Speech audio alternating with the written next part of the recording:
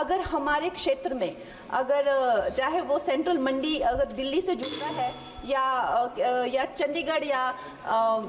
चाहे अंबाला जैसी 2-3 जगहों से भी अगर हमें जोड़ा जाए तो हमारे हिमाचल की जो प्रगति और विकास है उसमें हमें बहुत सहायता मिलेगी। और उसके साथ ही मैं बहुत बहुत बधाई देती हूँ हमारे मंत्री जी को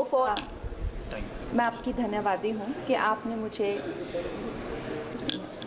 आपने मुझे रेलवेज अमेंडमेंट बिल 2024 पर अपने विचार रखने का मौका दिया।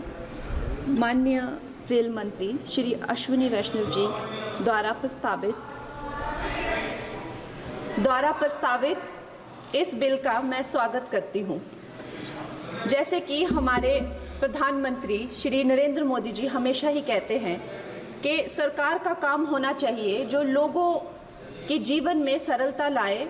चाहे वो लॉज हो, ब्यूरोक्रेसी हो या सरकार के दफ्तर हों, उनके लिए वो एक्सेसिबल होने चाहिए और उनके लिए जो है वो किसी तरह का स्ट्रेस जनरेट ना करें और इजीली अवेलेबल होने चाहिए। निश्चय ही ये जो बिल है इस उद्देश्य में जो है वो सफल होता है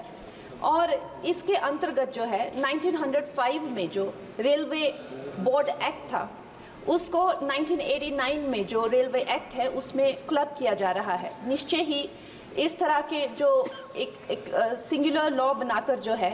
वो आई फील कि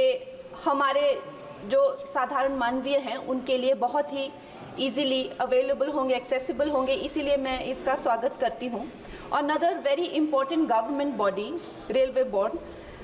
जिसको डायरेक्टली जो कॉरपोरेट्स के जो हर्डल्स होते हैं, जिसको हमारे प्रधानमंत्री जी हमेशा कहते हैं कि दफ्तरों के चक्कर लगाने या लोगों को एक डेस्क से दूसरे डेस्क भेजना, आई थिंक इससे भी उनको जो है वो छुटकारा मिलता है। ये डायरेक्टली जो है सेंटर के अंडर जो है रेलवे बोर्ड को लिया जा रहा है, इसका भी मैं पूरा स्वागत करती हूँ।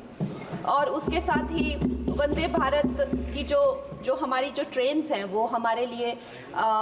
आत्मनिर्भर भारत आधुनिकीकरण का एक बहुत बड़ा एक प्रभावशाली उदाहरण, एक चिन्ह बनकर आई हैं सामने। और जब 68 वंदे भारत जो है भारत को दी गई थी तो उसमें से एक वंदे भारत हमारे हिमाचल जैसे छोटे से प्रदेश को भी दी गई थी, ऊना शहर में।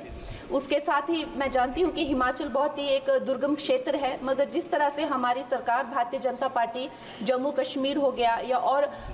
पहाड़ी इलाके हो गए, उनमें जो है इतने ज़्यादा रेल प्रोजेक्ट्स जो है वो लॉन्च कर रहे हैं, उसी के साथ भी हमें भी हिमाचल के लिए बहुत ज़्यादा जो है वो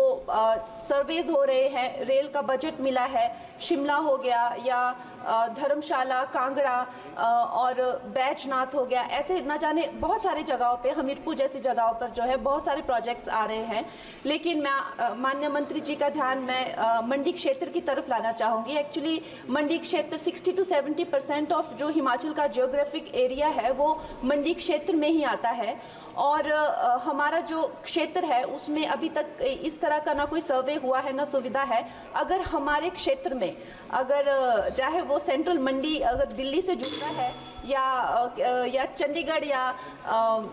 चाहे अंबाला जैसी 2-3 जगहों से भी अगर हमें जोड़ा जाए तो हमारे हिमाचल की जो प्रगति और विकास है उसमें हमें बहुत सहायता मिलेगी। और उसके साथ ही मैं बहुत बहुत बधाई देती हूँ हमारे मंत्री जी को for 2024 railway amendment bill. Thank you.